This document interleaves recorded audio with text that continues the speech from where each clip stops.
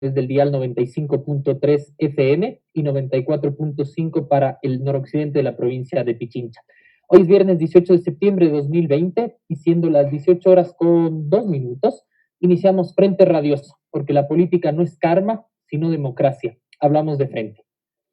Les recordamos que esta es una coproducción de Ecuador para Largo, el Foro de los Comunes. Aquí sí hay texto y registro Aurora. Pueden encontrarnos también en nuestras redes sociales, Facebook, Twitter, Instagram, Spotify e iVoox como Frente Radiosa. Agradecemos a Línea Dura, medio de comunicación digital ubicado en Nueva Jersey, quienes retransmiten Frente Radiosa para la comunidad migrante en los Estados Unidos.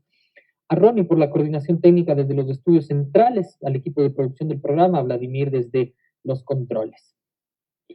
Para este nuevo programa de Frente Radiosa que hemos denominado Ajuste y Despojo, ¿el dinero para la gente o para los acreedores?, nos acompañan Andrés Chiriboga. Él es miembro del Observatorio de la Dolarización. Contamos también con la presencia de Silvia Álvarez, del Frente de Defensa de las y los Trabajadores Públicos, y con Gonzalo Criollo, del Foro de los Comunes. Bienvenidos. Mientras la población vive cada vez más en condiciones de vulnerabilidad, el gobierno de Moreno ha motivado un nuevo préstamo con el Fondo Monetario Internacional. Con transferencias condicionadas a profundizar la agenda de austeridad y supresión de derechos, el pacto de las élites busca prolongarse la mayor cantidad de tiempo posible a 9 meses de su salida del poder, de ser el caso. Para ello instrumentalizan la crisis sanitaria y la adosan a la crisis económica inducida. Con la pandemia y la represión sostienen el ajuste. Las movilizaciones de esta semana demostraron que el pueblo exige el pago de salarios de sus docentes, médicos y servidores públicos y que se resiste a los recortes en educación superior. Por su parte, la ministra Romo repite el libreto de represión. El gobierno y el ajuste no darán un paso atrás. Lejos de esperar entonces una reactivación económica, los préstamos del Fondo Monetario Internacional en manos de las élites se han utilizado para financiar el desfinanciamiento, es decir, se cubrirán las remisiones tributarias, la fuga de capitales y el pago a los acreedores, en detrimento de las economías familiares. De ahí que Martínez, en la renegociación de hace algunos meses, comprometió en garantía de la banca internacional la soberanía de una nueva banana república. A la par, el escenario electoral se decanta y pone en nítida disputa cuál será el manejo económico del próximo ciclo. Bajo el programa de gobierno actual, que apuesta por la reelección de la mano del candidato de la banca, la cuestión parece cantada. Del lado de las candidaturas que se han manifestado en oposición al acuerdo con el FMI, sin embargo, el escenario resultaría más complejo en medio del peor despojo sufrido por el pueblo ecuatoriano y a puertas de cumplirse el primer aniversario de las movilizaciones de octubre pasado. De allí surgen varias interrogantes. ¿Es posible pensar en una nueva agenda económica que rescate la soberanía y la redistribución? ¿Es necesario hablar al FMI para decirle qué? ¿Hasta qué punto las necesidades de liquidez condicionan a la nación? ¿La vía argentina es opción para la economía ecuatoriana? ¿Cómo frenamos el despojo? Sí, entonces, el dinero, ¿para los bolsillos de la gente o para los acreedores y las élites gobernantes? De esto y más charlamos en esta tarde en Frente Radiosa. Bienvenidos. Política de frente, porque la política es cambio y conflicto.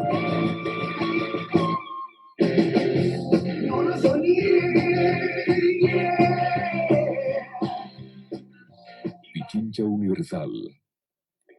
Ecuador ha entrado en una espiral en la que se acude a créditos externos para financiar el desfinanciamiento de la nación. A poco más del primer año del acuerdo con el FMI firmado en 2019, el gobierno ha acudido nuevamente al fondo. Martínez anuncia así un nuevo crédito por 6.500 millones de dólares. En este contexto les preguntamos, ¿es legítimo el nuevo acuerdo con el fondo cuando el gobierno está de salida? ¿Qué se hará con ese dinero o qué se debería hacer? Andrés, bienvenido. Comenzamos contigo. Muchas gracias, compas. Muy buenas tardes y noches con ustedes y con las personas que nos escuchan. Es complicado el tema porque, por un lado, creo que hay que tener en cuenta que el acuerdo anterior, como ustedes bien describían en su introducción, se cayó, básicamente porque las condiciones que había establecido, que había pactado el Fondo Monetario Internacional con el Ecuador no se cumplieron. Hagan ustedes de cuenta que cada uno de los desembolsos de este tipo de créditos se hacen vinculados a ciertas evaluaciones que las hace el Fondo Monetario Internacional. Entonces, como no se cumplieron esas condiciones, el Ecuador se vio obligado a negociar un nuevo acuerdo. Por un lado, porque existe una necesidad, una avidez de recursos para, de alguna manera, nosotros esperaríamos que buena, pero las proyecciones no son demasiado positivas, paliar, tener una liquidez, tener un flujo de recursos para tener más dinero en la economía y de alguna manera, como les decía, paliar los efectos de la crisis sanitaria y económica que está viviendo el país. Entonces, por un lado se cayó en un acuerdo, entonces eso de alguna manera presiona que haya una renegociación, a que se entre en un nuevo acuerdo, que es lo que se está negociando ahora, está a las puertas de ser conocido por el directorio del FMI, y ahí es donde se definirá definitivamente cómo va a ser ese acuerdo. Y por otro lado están las necesidades urgentes de recursos que tiene el país. Digamos ahí, sin entrar todavía a los detalles y hacer juicios de valor, que puede venir del fondo, que puede venir de otros países, que puede venir de los mercados privados. Entonces, en ese contexto, más allá, como les digo, del análisis que vamos a hacer en esta tarde y noche, el Ecuador tiene que hacer algo con ese acuerdo, ¿no es cierto? Luego podremos ir analizando poco a poco en qué condiciones, si es bueno, si no es malo, qué debería hacer el gobierno, porque una cosa es bien importante en la pregunta que tú planteas, Isabel, es que qué tan legítimo es en este momento. Mínimamente, diría yo, el gobierno del Ecuador debería tratar de que ese acuerdo se genere en ciertas condiciones que permitan una transición. Es decir, no necesariamente metiendo unos candados que luego serían difíciles de cumplir para el gobierno que entraría a partir del próximo año. Entonces, sería importante que el gobierno piense este tipo de cosas, lo acuerde con el Fondo Monetario Internacional. El propio Fondo Monetario Internacional debería pensar estas cosas, debería estar en la discusión de ellos, digamos, más o menos cómo ponemos este acuerdo para que pueda esto también facilitar esta transición política que va a haber. De acuerdo, Andrés, muchas gracias. Silvia, para ti la misma pregunta. ¿Te parece que es legítimo un acuerdo con el fondo en este momento? Y sobre todo, ¿cuáles son las demandas urgentes de la ciudadanía? Tú perteneces a un espacio de organización de alguna manera. ¿Puedes contarnos al respecto?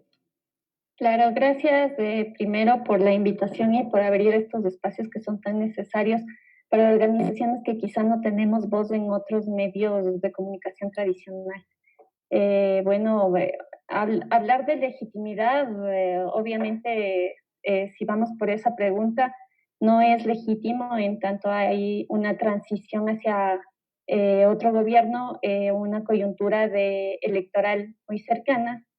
Sin embargo, estamos viviendo ya desde hace tiempo, digamos, de un escenario en el que tal parece que este escenario electoral está un poco, digamos, maniatado. Estamos viviendo un proceso de crisis democrática en el que obviamente la legitimidad no está, no podemos hablar de legitimidad, sino más bien estamos viendo un escenario en el que el gobierno está preparando, digamos, la mesa para el gobierno que ellos quieren implantar. Entonces, eso creo que hay que dejar claro. Ahora, ¿cuáles son las demandas que tenemos como organizaciones sociales? Es penoso, o sea, tener que decir que hay que recuperar un Estado fuerte es penoso porque eso está en la Constitución. Entonces, más allá de que haya una transición de gobierno, se supone que un Estado fuerte, como el que te dice la Constitución, con las capacidades y las facultades regulatorias de planificación, de regulación, de control, de administración de lo público, no debería estar en cuestión. O sea, lo público no debería estar en cuestión. Y ahora, lastimosamente, las organizaciones sociales nos encontramos en una demanda de que hay que defender lo público, porque no está en la agenda de este gobierno y no está en la agenda de los gobiernos de derecha. Entonces, ahí es complicado, digamos, el escenario en términos democráticos y en términos de institucionalidad y, por tanto, en términos sociales. Entonces, por eso estamos viendo convulsión de algún modo social, pero que no se está manifestando tampoco en los medios tradicionales, en donde ves que no pasa nada. Hay varias manifestaciones, no solamente en la capital, tienes también Cuenca, tienes Guayaquil y otras ciudades, pero no pasa nada al parecer. Entonces hay que tomar en cuenta estos aspectos. Gracias, Silvia. Gonzalo, la misma pregunta para ti. ¿Te parece que un acuerdo con el fondo en este punto es legítimo? ¿Qué se hará con ese dinero o qué se debería hacer tomando en cuenta las demandas urgentes que Silvia acaba de delinear, ¿no? Hola, estimada Isabel, hola, estimado Yura, qué gusto estar de este lado del panel. Un cordial abrazo también para Andrés y para Silvia.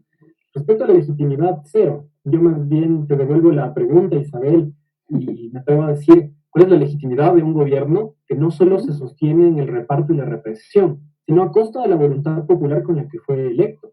Desde 2017 yo me atrevo a decir que el Estado dejó de cuidarnos y más bien intenta todo lo contrario. Moreno ha generado una coyuntura compleja, una suerte de cotidianidad del ajuste. ¿Y qué es la cotidianidad del ajuste? Es que el riesgo país baja a 950 puntos, pero 2 de cada 10 trabajadores no tienen un empleo, solo 2 de cada 10 trabajadores tienen un empleo adecuado. Cotidianidad del ajuste es que el 98% de los acreedores de bonos están de acuerdo con la renegociación, pero 1 millón de personas están en el desempleo. Y peor aún, 4.5 millones de ecuatorianos ganan menos de un salario básico. Yo no entiendo qué pacto social, qué proyecto de nación puede sostenerse cuando tantas personas están en indefensión y sin contar a las familias que dependen de estas. Es la cotidianidad del FMI y nos demuestra además las prioridades del gobierno. En ese sentido, yo voy a discrepar un poco con Andrés, porque creo que el gobierno ya ha dado algunos lineamientos respecto a cómo va a ser el acuerdo. Entre marzo y julio de este 2020, el gobierno central pagó 2.938 millones de dólares en deuda externa, entre capital e intereses, casi 3.000 millones. En el mismo periodo, marzo y julio de 2019, se pagaron 500 millones menos. Esto es brutal. En 2020, con la peor crisis económica que ha tenido Ecuador hasta el momento, con una crisis sanitaria que ha ralentizado la economía a nivel global, con uno de los peores shocks que ha existido en la historia, el gobierno pagó 500 millones más que el año pasado, como si no hubiera pasado nada. Y ahora, ¿qué es lo que tenemos? Que no se pagan los sueldos a nuestros médicos, a nuestros docentes, a nuestros servidores públicos. Y mientras tanto, ¿qué es lo que nos dice también la historia? Que el préstamo simplemente servirá para pagar a los tenedores de bonos, que ustedes ya lo han mencionado en un programa que tuvieron hace unas semanas, son personas cercanas a Moreno. El Estado ya decidió no cuidarnos. Y creo que, nada más con esto cierro, ¿qué hacer si no volver a tener un Estado que nos cuide? Estoy de acuerdo ahí más bien con lo que menciona Silvia. Hay que volver a pensar un Estado que garantice mínimos de protección social. Yo creo que esa es una discusión de cara a 2021, cómo frenar el austericidio que ahora busca la reelección. Muy claro, Gonza, Andrés, Silvia, en esta primera intervención. Gonzalo, sobre lo que has planteado, ¿te parece a ti que en esas condiciones en las que se ha dado ya un primer acuerdo, digamos, o un acuerdo marco en el 2019 con el fondo y no ha pasado ni siquiera un nuevo año que el Estado ecuatoriano, el gobierno ecuatoriano tiene que volver a acudir al Fondo Monetario Internacional en lógica de ajuste? ¿Hay una posibilidad de mirar esta relación con el Fondo Monetario Internacional? Y no solo de mirar, sino de ejecutar con más bien una agenda de desarrollo soberano que permita una salida posible a esta crisis generalizada que atravesamos. ¿Cómo sobreviven al ajuste las clases que viven fundamentalmente el trabajo? Es una pregunta compleja. Para ello yo creo que hay que comprender cómo funciona el Fondo Monetario. Y se basa en una gran contradicción. El fondo, yo digo, tiene dos funciones. Una, otorgar financiamiento a los países, y dos, hablar con eufemismos. ¿Por qué hablar con eufemismos? Porque el fondo siempre habla del ajuste estructural. ¿Qué quiere decir eso? Quiere decir que se equiparen los ingresos y los gastos de una nación. El sentido común nos dice, está bien, es una forma responsable, por así decirlo, de manejar las finanzas. Pero también ahí es donde entra esta contradicción que les menciono. A la par pide que disminuyamos el impuesto a la renta, a la par pide que eliminemos el impuesto a la salida de divisas, a la par pide que incrementemos el IVA, de modo que se ralentice el consumo y caigan los ingresos del Estado. Y entonces se genera una brecha. Tenemos una brecha entre los ingresos y los gastos del propio gobierno. Y ahí es donde volvemos a esta contradicción. En vez de cobrar impuestos a los bancos, bajan los salarios a los docentes. En vez de controlar la fuga de capitales, deciden no pagar a los médicos. En vez de fortalecer las empresas públicas, deciden privatizarlas y ahorrarse los gastos administrativos, que dicho sea de paso, solo se ahorra la sal en la sopa, decían las abuelitas. Esta es la forma en la que funciona el Fondo Monetario Internacional. Y en esos términos yo rescato algo que ustedes mencionan que mencionaron en su introducción. Solo financia el desfinanciamiento, más no el desarrollo. Y ahí es donde entra un tema sumamente importante. De por sí, avanzar con el Fondo Monetario Internacional en una negociación ya condiciona el financiamiento para el país. Pero aquí viene una cosa sumamente importante. Incluso si es que hubiéramos decidido que no había otra institución financiera, si solo el Fondo Monetario Internacional podía prestarnos, la herramienta financiera que escogió Martínez es un servicio ampliado de financiamiento. Es una de las herramientas con más condiciones para el ajuste estructural, una de las que más requisitos de cambios en políticas económicas solicita, que más despidos, que más reducciones salariales. Podríamos pedir, y esto quizás Andrés conoce mucho más, otras herramientas como los derechos especiales de giro, como los servicios de emergencia del propio fondo, que no tienen tantas condicionalidades y que a la par, en medio de una emergencia que el propio FMI ha reconocido, podrían funcionar para la liquidez que tanto necesita el país. En todo caso, vuelvo a la pregunta inicial, desarrollo socioeconómico con el fondo es sumamente complejo, pero depende ya de una posición política de un gobierno, y yo creo que los candidatos han dado algunas pistas sobre eso. Gracias, Gonzalo. Andrés, creo que ha dejado algunos elementos, Gonzalo, sobre la mesa que quizá puedas profundizar. Replanteamos la pregunta que trabajamos con él. ¿Es compatible una agenda de desarrollo en términos de alguna manera soberanos o que no profundicen de alguna manera la situación de crisis que atraviesa el país y que le pasa sobre todo la factura a los sectores más expuestos y vulnerables? ¿Qué opinión te merece? A ver, yo pienso que hay que aclarar una cosa, especialmente sobre mi alocución inicial, y me gusta sobre todo que haya discusión en estos espacios. De ninguna manera estoy siendo muy positivo respecto a qué es lo que se puede venir con un acuerdo con el fondo. Sobre todo, como decían ustedes al inicio, como decía Gonzalo, como decía Silvia, con la historia que tenemos ya del fondo, cómo ha funcionado el fondo, salvo algunas excepciones que incluso podemos comentar, que son bien puntuales, pero sería interesante estudiarlas. No voy a insistir, ¿no es cierto? La serie de condiciones, ¿cierto? Desregulación del mercado del trabajo, recortes fiscales, todo este tipo de políticas que la llaman consolidación fiscal, digamos, en el eufemismo, como diría Gonzalo, del FMI, privatizaciones que, si ustedes revisaron el acuerdo anterior, son concesiones de activos públicos, así le llaman, ¿no? Dentro de estos eufemismos. Entonces, si nos remitimos a esa historia, evidentemente no hay esperanza. Entonces hay que decir no. Y es efectivamente, yo hoy estoy convencido, que es la postura del gobierno actual y preocupantemente también la postura del equipo negociador del Fondo Monetario Internacional, que contrasta a ratos con los discursos un poco más, no sé, un poco más modernos, más concesionistas de las cabezas del Fondo Monetario Internacional. Estoy pensando en lo que dice Kristalina Georgieva, por ejemplo, que dice justamente en declaraciones que ya tienes, bueno, esto de los recortes fiscales no es tan buena idea, sobre todo en esta época de crisis, es una cosa que ya dice la cabeza del Fondo Monetario Internacional.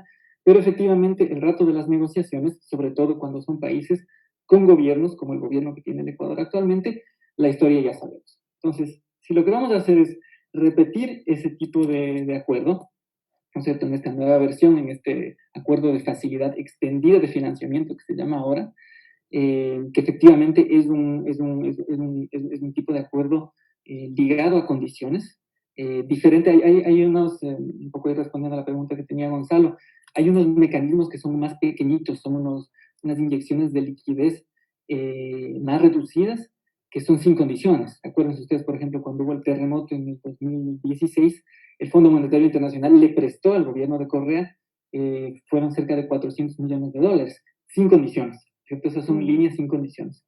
Pero estas son líneas de préstamos grandes que siempre, digamos, de acuerdo a cómo funciona el Fondo Monetario Internacional, tienen condiciones. Si se repiten las condiciones, estamos en problemas. Yo en mi alocución inicial quería ser crítico y pragmático a la vez. Yo pienso que si nos ponemos un escenario donde efectivamente puede no haber un acuerdo con el Fondo Internacional, digamos, estamos especulando, porque dicho en buen criollo, el gobierno nacional nos está chantando ya el acuerdo. O sea, eso está ahí. sea, decir, no, que no hay acuerdo, y eso no va a pasar incluso por las decisiones políticas con el trasfondo de intereses y política económica que tiene el gobierno actual. Entonces, con eso vamos a jugar. Entonces, los analistas políticos, los candidatos que les hagan pensar que con eso no jugamos, les están mintiendo. Entonces, si estamos en esa cancha ya, ¿qué podemos proponer? ¿No es cierto? ¿Cómo jugamos con esa imposición, con esa restricción? ¿Cómo podemos cambiar esas condiciones para que sean mínimamente favorables para el desarrollo y la recuperación que requiere el país? Y es, por ejemplo, justamente lo que ha hecho Argentina. Los argentinos lo que dijeron es, ok, tenemos que ir a una transición, el fondo va a estar ahí, y han trabajado durante 9 meses para darle forma a un acuerdo con el Fondo Monetario Internacional, a una nueva inyección de recursos, pero en los términos que ellos plantean. Entonces, eso nos da cierta esperanza. Entonces, yo digo, soy a la vez crítico, pero a la vez yo pienso que es la cancha en la que vamos a tener que jugar. Además, desde una, digamos, esto no lo vamos a tener con el gobierno actual, pero todo el financiamiento, toda la gestión del financiamiento tiene que ser integral. Claro, el gobierno de Moreno lo que dice es, bueno, hay que ir al fondo y no nos queda otra más. Pero efectivamente, una visión adecuada del endeudamiento debería pensar en los multilaterales, pensar en los mercados privados internacionales, pero, por ejemplo, también pensar en cómo hacer una buena gestión de los recursos en el país. Y todos estos instrumentos los ha matado el gobierno de Moreno, y finalmente, por ejemplo, quieren matar todo lo que puede hacer el Banco Central en términos de inyectarle recursos a la economía. Entonces, tiene que ser una visión integral. Ahí vamos a tener que jugar con los multilaterales, queridos compañeros, personas que nos escuchan. Si no es irreal, pero la pregunta es, ¿en qué condiciones y efectivamente cómo podemos llegar de alguna manera a trastocar esas condiciones y hacerlas un poco, al menos menos desfavorables para los años que vienen? Muy claro, Andrés. Silvia, vamos contigo. Tanto Gonzalo como Andrés han insistido un poco en esta idea pesimista que, bajo la misma línea en la que se ha venido manejando la negociación con el Fondo Monetario Internacional, es imposible una salida en mediano sentido soberana. Desde el mundo del trabajo, ¿qué expectativas se pueden generar, existen ante este escenario? Cambio de conducción política, pero ¿qué más? ¿Se requiere en estas condiciones de la relación con el Fondo Monetario Internacional, con los organismos multilaterales? ¿Cómo vislumbrar una salida a este escenario de crisis? Bueno, yo ahí no soy para nada optimista. También comparto con Andrés y con el otro compañero. La verdad, ahí yo no quisiera hablar solamente desde el mundo laboral, porque creo que hay unas conexiones importantes que hay que tomar en cuenta. Ya tenemos señales más o menos de por dónde irían los acuerdos y por dónde iría, digamos, los condicionamientos del Fondo Monetario Internacional. Y solamente puedes ver en cosas tan concretas en este momento como, por ejemplo, otra vez el discurso del Estado mínimo. Y este discurso del Estado mínimo está acompañado con 2 leyes que a mí me parecen como súper importantes tomarlos en cuenta, tanto en términos laborales como en términos de cómo mirar la implementación de las políticas públicas, y es el tema de la ley humanitaria y la ley de ordenanzas a las finanzas públicas, la ley que ordena las finanzas públicas. Entonces aquí ya te están golpeando el corazón de lo que más o menos por dónde van a ir los recursos. En la ley de ordenamiento de las finanzas públicas ya te dice que ya no hay una planificación para el desarrollo, sino una planificación para la sostenibilidad fiscal. Y ahí el escenario es completamente distinto. Y ese escenario te golpea, quieras o no, en el empleo. Entonces, vas a hacer un tema de contabilidad, eso te dirán más bien los economistas expertos que nos acompañan acá. Yo te hablo desde el mundo laboral. Eso ya nos golpea. ¿Por qué? Porque eso reduce institucionalidad, optimiza el Estado, y al momento en que optimizas el Estado, lo que estás haciendo es reduciendo la masa salarial que está vinculada al sector público. Reducida la masa salarial del sector público, hay que comprender que dejas de prestar servicios. Esos servicios que no deberían ser vistos como bienes de mercado, sino más bien que debe el Estado garantizar esos servicios hacia la gente que no puede acceder. Tiene que haber ahí una igualdad de condiciones, ¿no es cierto? Entonces, creo que cuando me preguntas de lo laboral, no me gusta desconectarme de todo lo otro, porque todo lo otro ya te marca la cancha. Entonces, para mí, digamos, de esas 2 leyes son, digamos, los síntomas de por dónde iría la negociación con el Fondo Monetario Internacional y cuál sería el golpe, no solamente para el sector público, sino a nivel de toda la población y cómo esto afecta definitivamente en términos de desempleo, de flexibilización y de precarización laboral. Bastante claro, Silvia. En este momento, antes de empezar entonces con una nueva ronda de interrogantes, nos vamos a una pausa. Si desde la producción de la radio nos colaboran y volvemos enseguida.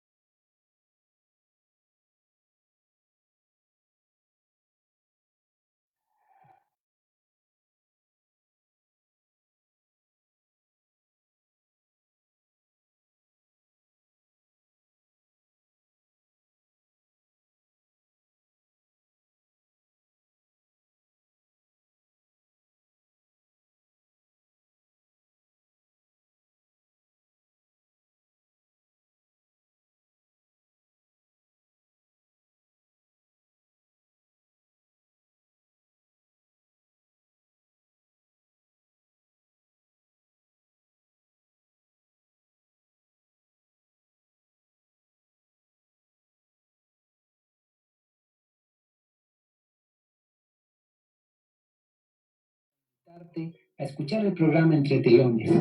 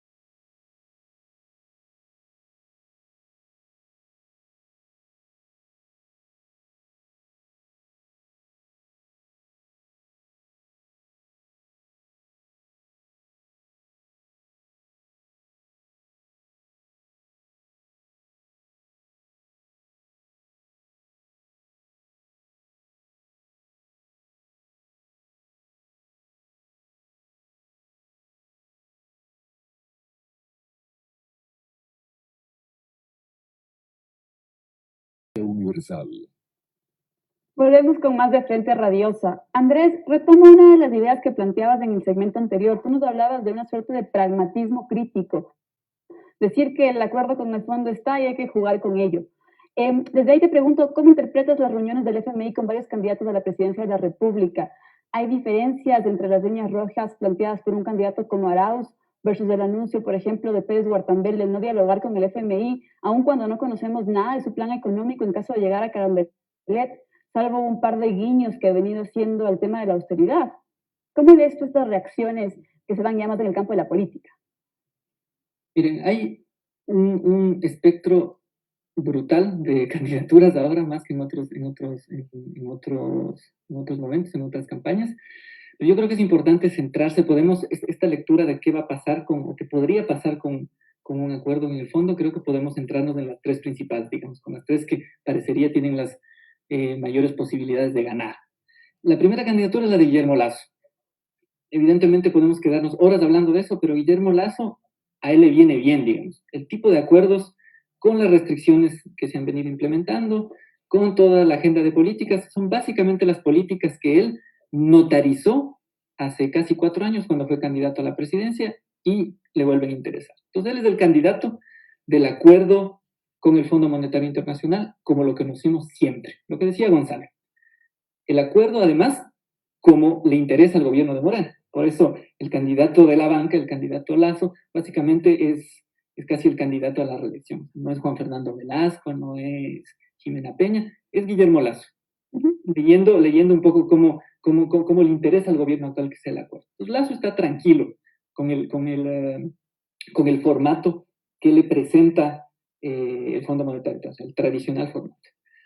Luego, en el otro extremo tienes la postura de Yacu Pérez, me parece, que es lo que yo llamaría un no al FMI, con el que ciertamente estamos de acuerdo, pero el problema, yo creo que el principal desacuerdo con la postura de Yacu es que es un no al FMI completamente vaciado de contenido. No tiene contenido. Yo puse por ahí un Twitter incluso, no sé si Yacu toque guitarra, pero toca saxofón, entonces a mí me parece muchísimo saxofón nada más. Y con eso jala un poco, yo pienso que atrae a un cierto votante que es realmente crítico del neoliberalismo, que está muy en contra del FMI, pero que es un votante que debería preguntarse, bueno, ok, no vamos con el FMI, podría ser un escenario, ¿por qué no? Entonces, ¿qué es lo que propone Yacu Pérez en términos de dónde sacamos los recursos?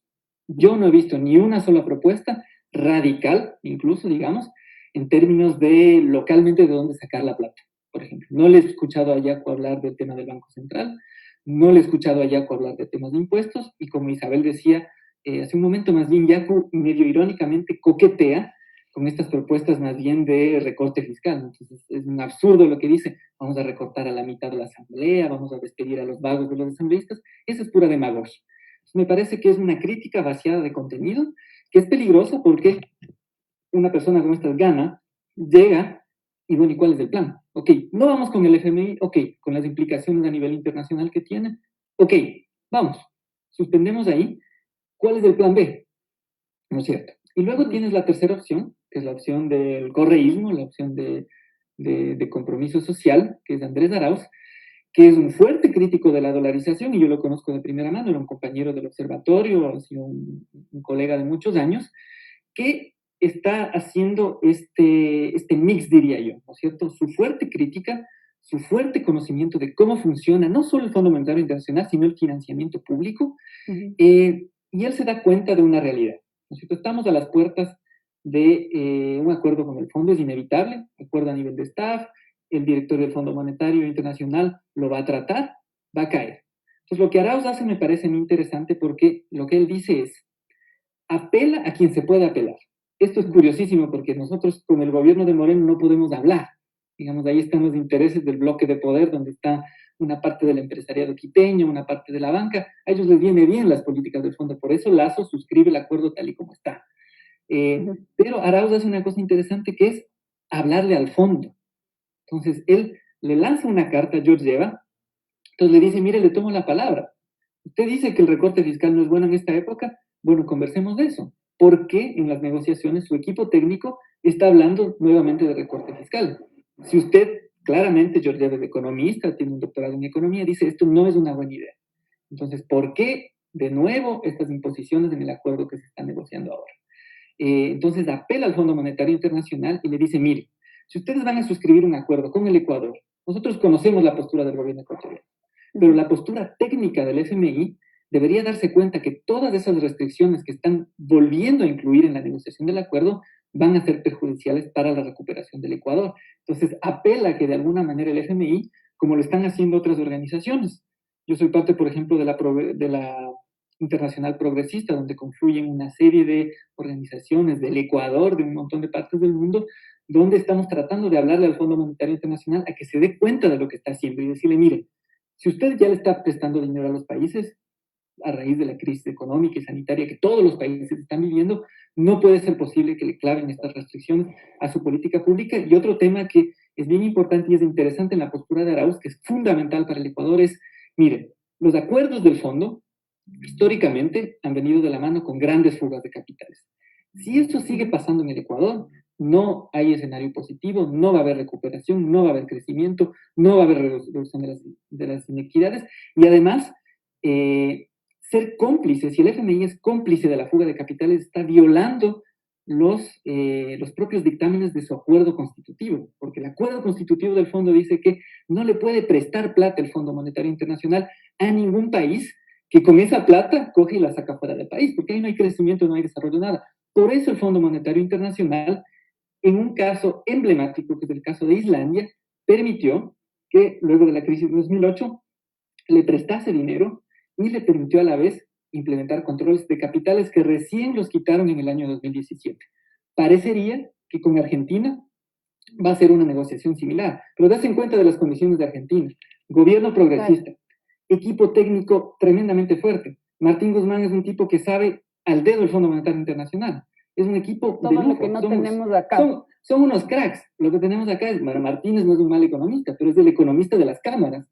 Entonces, digamos, ¿qué tipo de resultado tenemos ahí? Entonces, los argentinos tienen otra cosa. Gobierno progre, equipo duro, y ellos han sabido torcerle el brazo a George Evans y a su equipo técnico para, evidentemente, no van a tener un acuerdo maravilloso, pero les van a prestar dinero, seguramente, al menos permitiéndoles poner ciertas restricciones a los flujos de capitales, que con eso se siente un precedente no solo importantísimo para Argentina, sino incluso para el propio Ecuador, si de es acuerdo, que cambia de gobierno. Clarísimo, muchas gracias. Silvia, al inicio de su intervención, Andrés de alguna manera nos planteaba, me parece a mí de forma clara, la matriz que hay desde los distintos candidatos para la presidencia de la República acá en Ecuador. Desde ahí te pregunto, ¿cuáles son las demandas que desde el Frente de los y las Trabajadores Públicas y en general desde las organizaciones sociales se hacen a los candidatos para la presidencia en temas de líneas prioritarias económicas? ¿Cuáles son sus demandas frente al ajuste? ¿Qué exigen? ¿Cómo sacar al país del despojo? Bueno, siguiendo la misma línea argumentativa que estaba dando al inicio, sobre todo nuestras organizaciones que tienen como objetivo la defensa de lo público. La primera, digamos, demanda que tenemos es del Estado fuerte, proveedor y garantista de servicios, de prestación de servicios públicos. Entonces, en esa misma línea, lo que demandamos es el tema de resolver esto que están haciendo, ¿no? Hay unos procesos de optimización del Estado en donde hemos visto un proceso de desvinculación arbitrario de mucha gente del servicio público que ha sido especializada para las funciones en las que estaba en las diferentes carteras de Estado.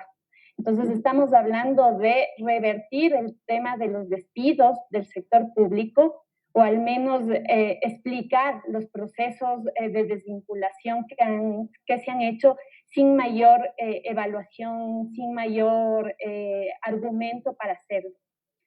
Por el otro lado, hemos visto en los últimos días el tema de las manifestaciones que hemos tenido por la solicitud de los pagos de salarios a tiempo.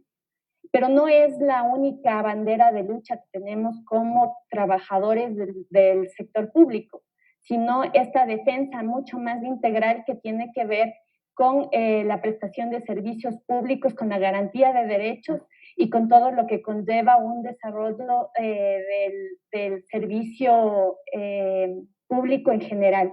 Entonces, creo que esas demandas son importantes para nosotros y eso es lo que nosotros tenemos, al menos como perspectiva. Simpatizaremos con una organización política que tenga estas afinidades, sobre todo del Estado fuerte.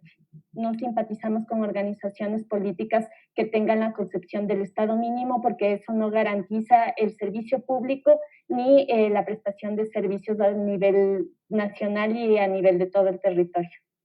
De acuerdo, Silvia, clarísimo. Nos hablas de sostener el trabajo de los servidores públicos, pero también los servicios públicos para la ciudadanía en general, que me parece sumamente importante.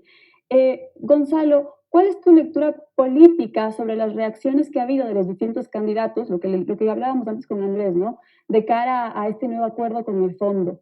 ¿Qué se le debe exigir o cómo deben actuar frente a este ciclo de que ojalá no sea de austeridad nuevamente, porque no lo aguantaríamos, creo yo?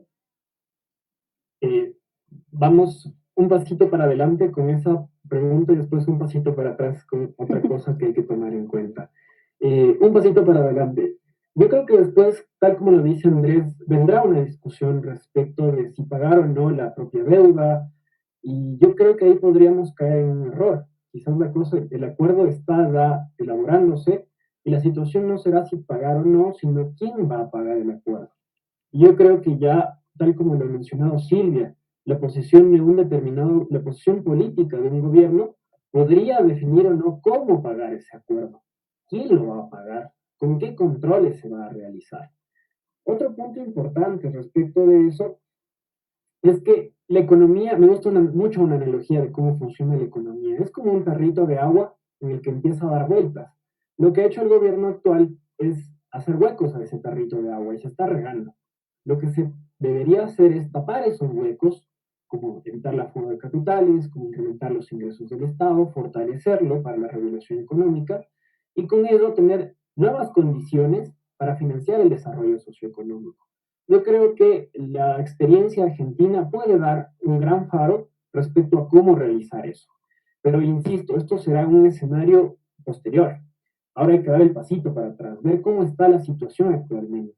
Quiero volver sobre la ruptura democrática de 2017. Y es que sin la legitimidad democrática que ha tenido el gobierno de Moreno, veamos temas como el caso GEA o los nuevos cobros que se están haciendo por débitos del seguro COVID. Yo de hecho invito en este momento a nuestros oyentes y quienes nos ven por Facebook que revisen si es que no han sido debitados de sus cuentas dineros por seguros de COVID de manera ilegal a propósito.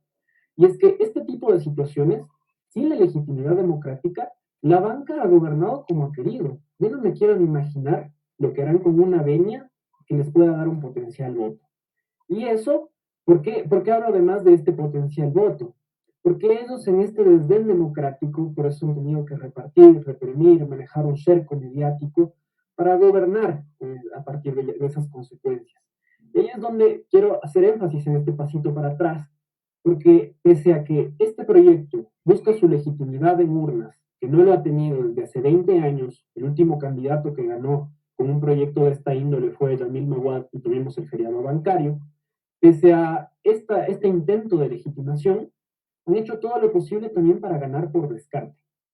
Han hecho todo lo posible para hacer tambalear a la democracia y ha habido toda una complicidad para que, pese a que existen alternativas y discusiones económicas en el trasfondo, ellos pretenden más bien mantener todo el poder político que han manejado en estos años y evitar, por ejemplo, que una opción progresista, con todas las alternativas que podrían dar en el futuro, pueda llegar a Carondelet. Por eso, esto creo que da cuenta de una radicalización no solo financiera de las élites, sino una radicalización antidemocrática que podríamos estar viviendo también en el país. Y eso complejiza la situación en términos de que nosotros podemos pensar los futuros de este acuerdo, y habrá que pensarlos. Pero ahora, justo en este presente, el pasito para atrás, hay que ver las condiciones en las cuales un gobierno antidemocrático pretende prolongar su agenda en el tiempo. Gracias, Gonzalo. Andrés, la Revolución Ciudadana, mientras fue gobierno, levantó, sobre todo durante su primer periodo, la bandera de anti-FMI largo tiempo. Luego, de alguna manera, recurrió nuevamente, sobre todo en el segundo momento de su periodo. Los últimos años, con el giro y la deriva neoliberal del gobierno de Moreno, ha sido de alguna manera el bloque político que ha levantado nuevamente la bandera contra el FMI. Hoy se denuncian, hoy la gente se moviliza y está de alguna manera posicionada la idea de que hay una responsabilidad de la situación que atraviesa el país asociada al Fondo Monetario Internacional.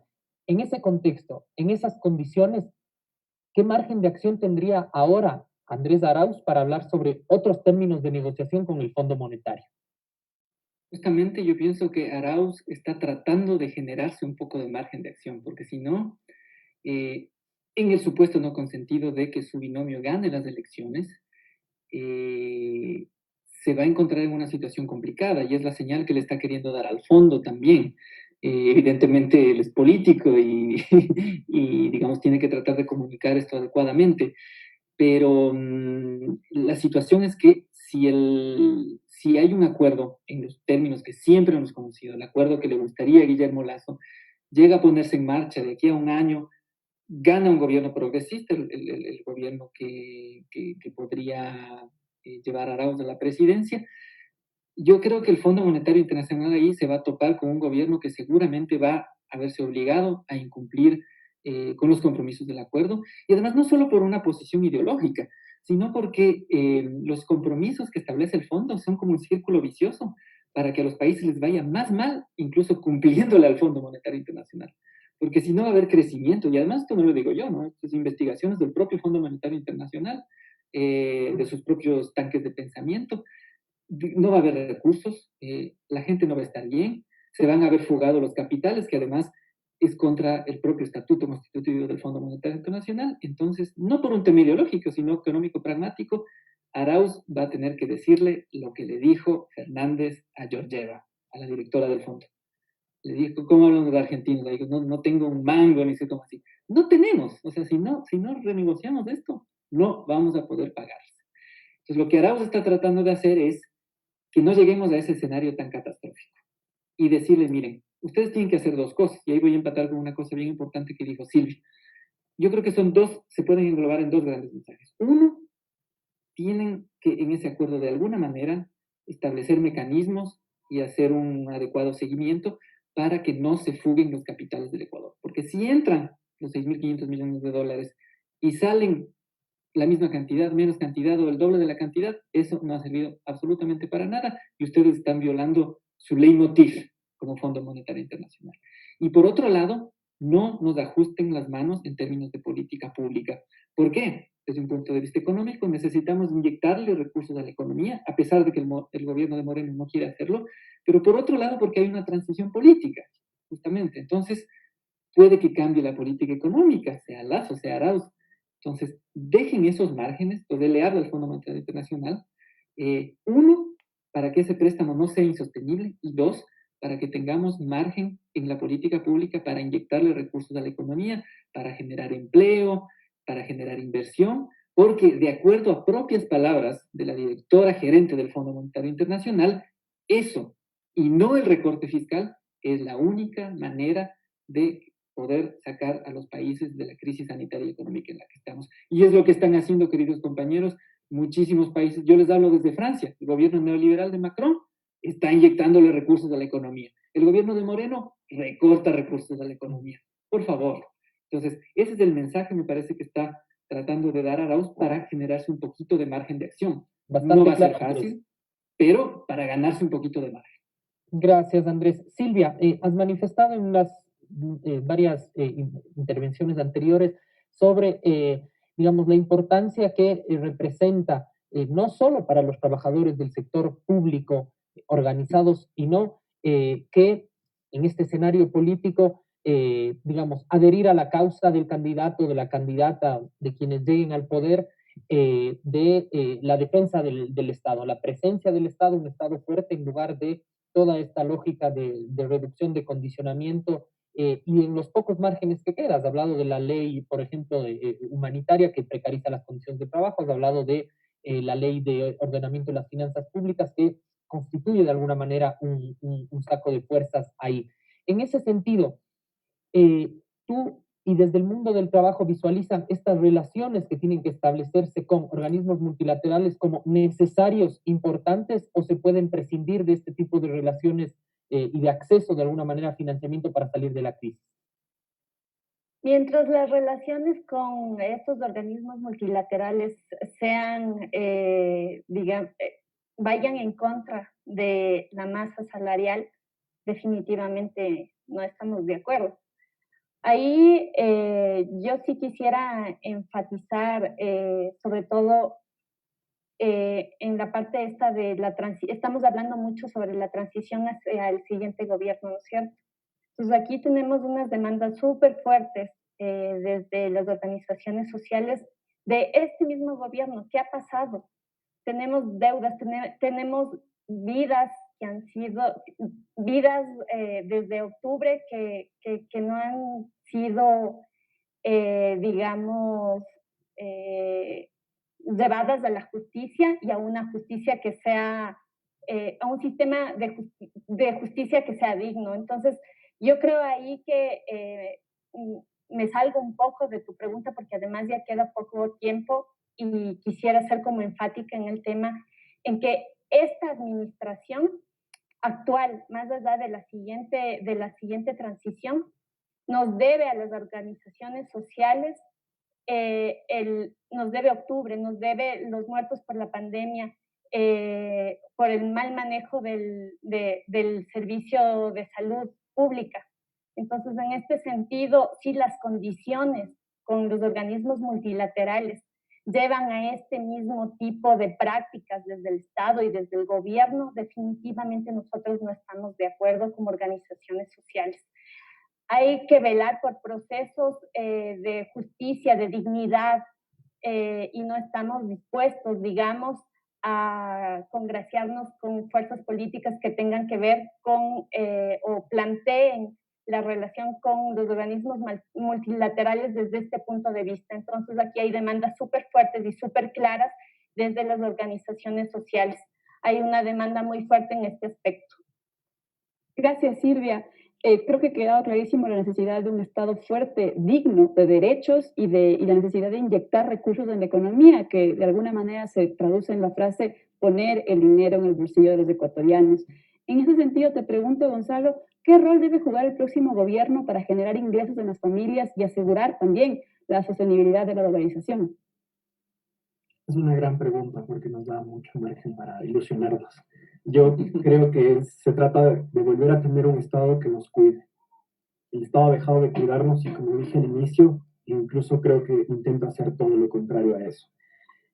Como todo mencionado, hay que poner la plata en el bolsillo de la gente y eso se hace con acciones concretas. Por ejemplo, situaciones como otorgar una canasta básica digital a las y los ecuatorianos para reducir la brecha de conectividad. Organismos como la CEPAL establecen que esto nos podría costar un 1% del PIB. Realmente son políticas viables, directas, y con las cuales se realiza un gran alivio a las finanzas familiares, a las economías familiares. Otras cuestiones, voy en la línea de Silvia, el fortalecimiento de los servicios públicos. Yo creo que no es más libre quien puede tener su plata en un paraíso fiscal, sino quien puede enfermarse, quien puede educarse, sin la preocupación de endeudarse para hacerlo, para hacer aquello. Y una tercera, yo creo que es el fortalecimiento del trabajo digno. Insisto, no podemos tener casi 5 millones de ecuatorianos en una situación de indefensión absoluta. No podemos tener ecuatorianos en el desempleo por tanto tiempo, por un prolongado tiempo. Creo que se trata de fortalecer el trabajo digno, y esa es una de las tareas pendientes que se debe tener. Las familias esperamos mucho de cara al 2021, y yo insisto, en caso de que haya elecciones, espero que la nueva alternativa pueda tomar en cuenta todas estas líneas. De acuerdo, Gonzalo, muchas gracias. Andrés, ¿cómo lees tú esta frase que lo ha repetido el candidato de la Revolución Ciudadana, Andrés Arauz, poner el dinero en el bolsillo de los ecuatorianos? ¿Qué significa eso? ¿Qué rol debe jugar el Estado para generar ingresos en las familias que hoy tanto lo necesitan? Es fundamental. La recuperación económica de verdad solo va a ir por ese lado. Además, una recuperación económica donde salga ganando la mayoría de ecuatorianos y ecuatorianas. Porque con las políticas tradicionales, con la política tradicional del Fondo Monetario Internacional o con la política que está implementando el gobierno actual, sí se está poniendo plata en ciertos bolsillos, evidentemente, en los bolsillos de los más ricos, que son el 1% de la población, y quizá lo más grave aún es que esos bolsillos no están en Ecuador. Eso es lo más preocupante. Son bolsillos que están en Panamá, en las Islas Caimán, quién sabe dónde.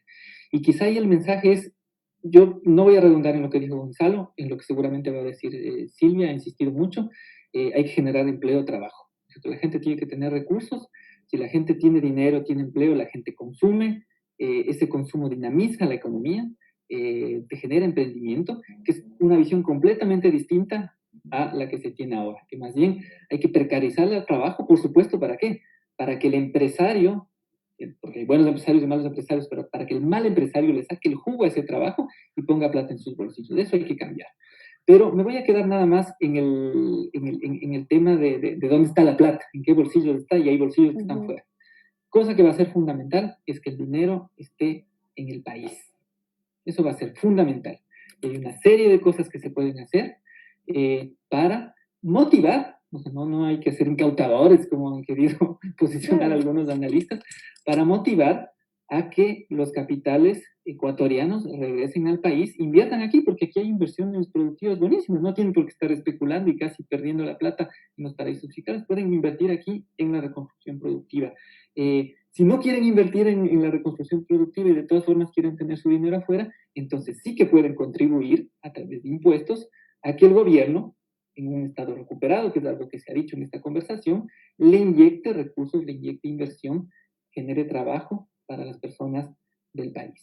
Eso es, evidentemente se puede hablar de cientos de políticas, pero en líneas generales estoy completamente de acuerdo. Hay que darle empleo a la gente y para inyectar recursos hay que tener los recursos acá y hay que utilizarlos eficientemente. Eso ya es otra discusión, el Banco Central, los medios de pago electrónicos, pero me parece que es fundamental que los recursos estén acá, que los recursos de deuda no se vayan, por ejemplo. Con endeudamiento va a haber que trabajar, del Fondo Monetario, del Banco Mundial, de Wall Street, préstamos internos, pero es fundamental que ese dinero se utilice para crear trabajo, para la inversión, y no para que se vaya a los bolsillos de alguien que no está parado aquí fiscalmente, sino en las Islas Caimán o de Panamá. Gracias, Andrés, Gonzalo, Silvia. De esta manera llegamos al cierre de nuestro programa.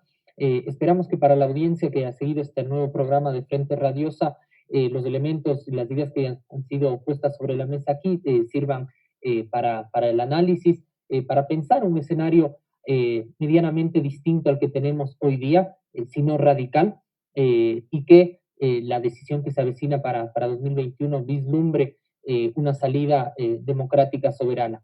Agradecemos nuevamente a ustedes. Este ha sido un nuevo programa de Frente Radiosa. Gracias, hasta la próxima. Muchas gracias por la invitación. Un saludo Gracias a a ustedes que nos ustedes. escuchan. Una coproducción del Foro de los Comunes, Registro Aurora y Ecuador para Largo.